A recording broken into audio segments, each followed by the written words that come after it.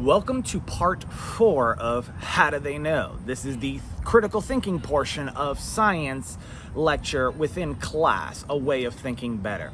So here's your homework, and let's get into the questions that, I would love for you to put the responses down in the comments section.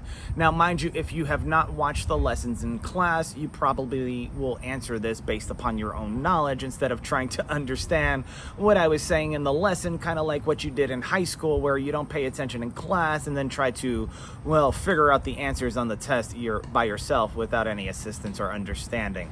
Let's continue. So the first question in How Did They Know? How did they know to keep certain knowledge a secret for gaining power and control? Now, in the other parts of How Did They Know, right? I mentioned the book of Eli. Remember, in that movie, they wanted the spiritual book to have control and power over people so they could control the masses, right?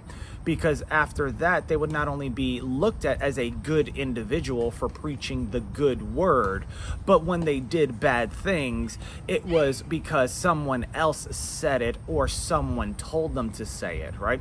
Which means they were leveraging somebody else's work for themselves to convince you, i.e. they had insight now, leveraging wisdom, using their knowledge on you in order to get you to do something to see if not only you would do it, but if you were loyal and if you were dumb enough to not think that you have, a choice, because free will gives you choice. So are you going to do the good thing, the right thing, or the bad thing? All right. Question number 2. How did they control so many people, right? Well, how did they control so many people in Egypt, right? How did they control so many people over the years? How did they control people? I mean, remember in the movie 300, the oracles lied to get gold from Leonidas. They told him whatever because they thought he was stupid like his father. Dane Cook reference, remember that.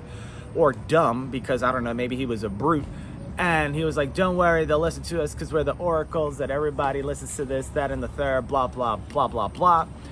And they told him a lie. And then what happened? The Battle of Thermopylae happened, right? But that's a story, or is it fact, or is it history, right? And then who lied, right? Who paid them off, right? Think about that. So let's get into the last question here because I don't want to make this video too long for you guys. So how did they know what was good and what was bad? Who determines that, right? Is it based off of morals and ethics? If so, if they had morals and ethics at that time, because you have to remember, you had people like Plato, you had Socrates, you had these geniuses out there, Marcus Aurelius, so on and so forth, Stoicism. But how did they know what was good and bad? Or is it just what they deemed was good and bad, right? I can say I don't like something and then somebody will be like, so what? Without asking why, right?